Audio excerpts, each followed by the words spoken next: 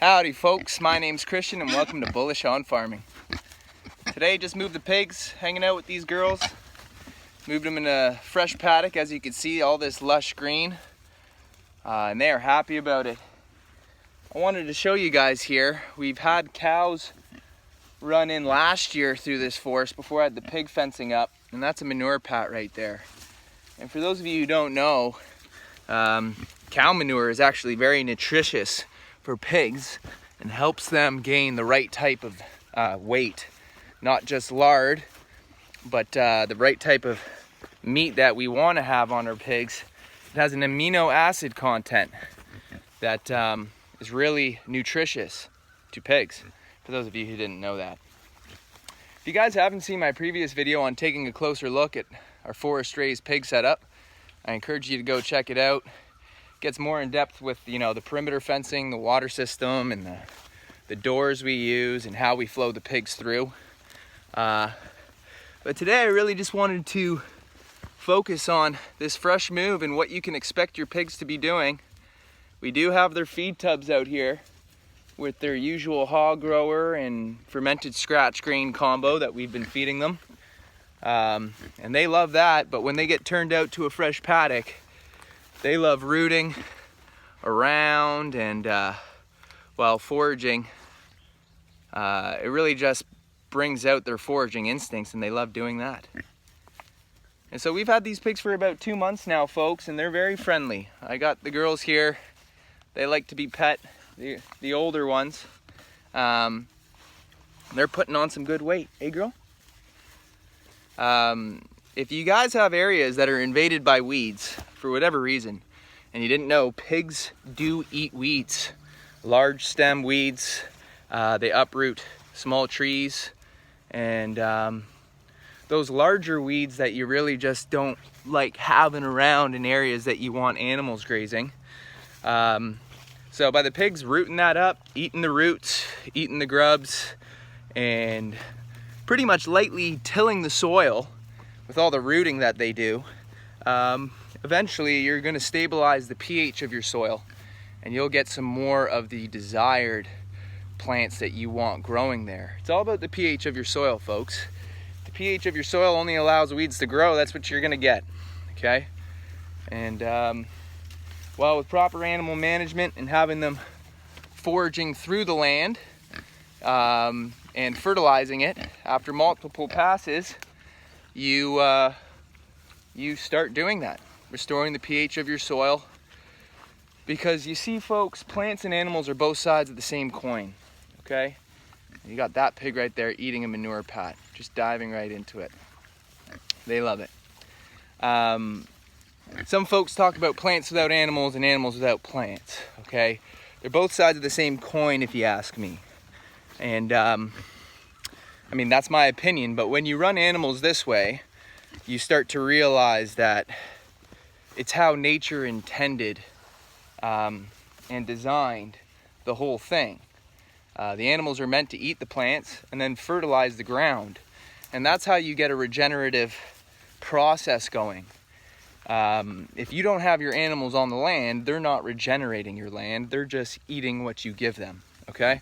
And there's going to be a lack of nutrition because nature's designed everything they need on the land, or in the land, in the soil, growing from the soil. So some folks think, oh, I'm eating organic, okay? Us guys who run regenerative, there's a term that goes around that's beyond organic. They're not just animals in a confined section eating organic feed. No, they're living a lifestyle as nature intended it, and so they get a well-rounded nutritional diet from nature, okay? And they do eat organic feed too. And you know, I'm not too opinionated about whether it should be organic or not. I'm more enthusiastic about having your animals on the land. Okay, folks? It makes your work so much easier. It's more intensive with management, but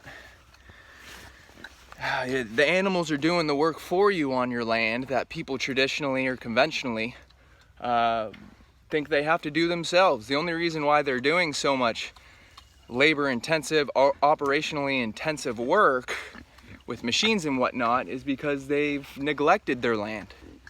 And well, now they have to do something about it. And usually it's a very aggressive, highly disturbing, violent method that rips up the ground and destroys about 95% of the life forms underneath the soil, unfortunately. But hey, I'm not too opinionated on how you should be farming, but over here, we're all about keeping things in nature's image. And so that's who this channel's for, farmers or people who are interested in farming or have the call of the wild and wonder how we can get back to the land and raising animals in a natural way. And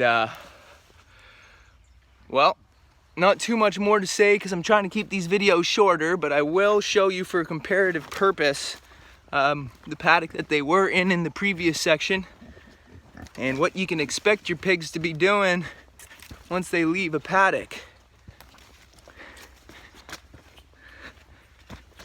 So what we're looking at over here is a paddock that they were in for about 18 days. Okay, I was pushing this paddock a little harder. It was our largest paddock, and I wanted to see how far we can go. And 18 days was pretty well there. Had a pig escape into the previous day paddock last night, and I just took that as a sign that they've kind of tapped out everything they're interested in here, and it's time to move. But as you can see with the bare soil out here, we haven't had rain in a bit. We had a bit yesterday. It's dry. We go take a look at the soil over here. Because there's so much vegetation, the soil is actually more moist.